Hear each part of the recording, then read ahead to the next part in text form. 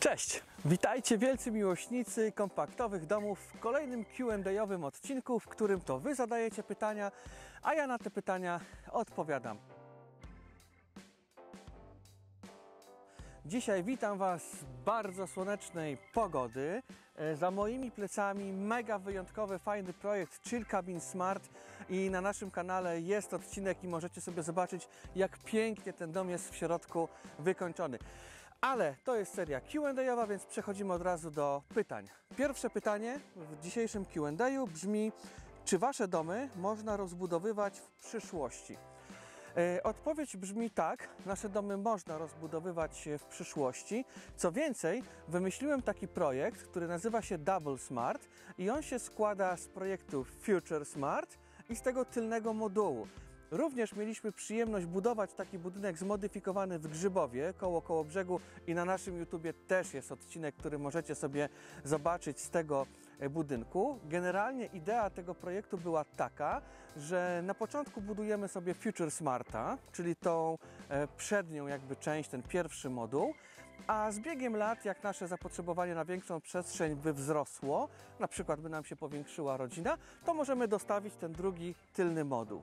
Jeżeli na przykład z jakichś powodów Double Smart czy też Future Smart Wam nie przypada do gustu, no to pamiętajcie, że mamy trzy wielkości projektów: 35, 50, 70 metrów, więc od razu możecie pomyśleć o jakimś może większym, wyprzedzającym Wasze potrzeby, ale nawet jeżeli wybudujecie sobie zwykłego, na przykład mezanina 35, to technologicznie nic nie stoi na przeszkodzie, żeby go w przyszłości rozbudować.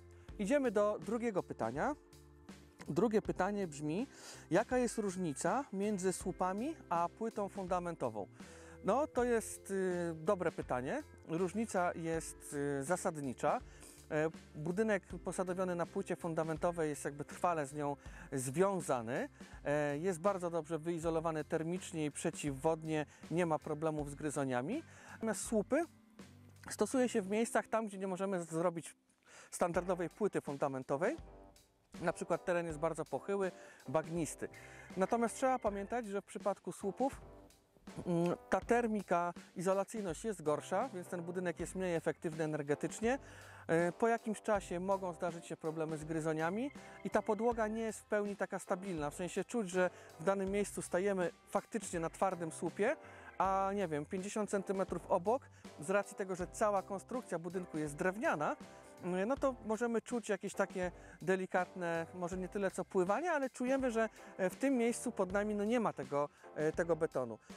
Zdecydowanie rekomenduję płytę fundamentową. Jeżeli wydajemy na budynek 200, 300, 400 tysięcy złotych, oszczędność na tym fundamencie naprawdę nie ma większego znaczenia. Lepiej zapłacić więcej za fundament i mieć po prostu święty spokój do końca, że tak powiem, życia. Idziemy do trzeciego pytania. Trzecie pytanie: czy można wybierać kolor elewacji? Tak, jak najbardziej. Mamy całe wzorniki tych kolorów, więc możecie sobie je dowolnie wybierać. Tutaj na przykład kolor to sosna i bardzo fajnie ten kolor tutaj w tym świetle się, że tak powiem, mieni. Ten budynek widać z bardzo daleka, ale mamy też i kolory ciemne, nawet czarne. Zwróćcie uwagę na naszą inwestycję, którą wybudowaliśmy dla klientów w Orzechówce. Orzechówka Domki Mocy. Tam jest połączenie właśnie koloru sosny z kolorem czarnym.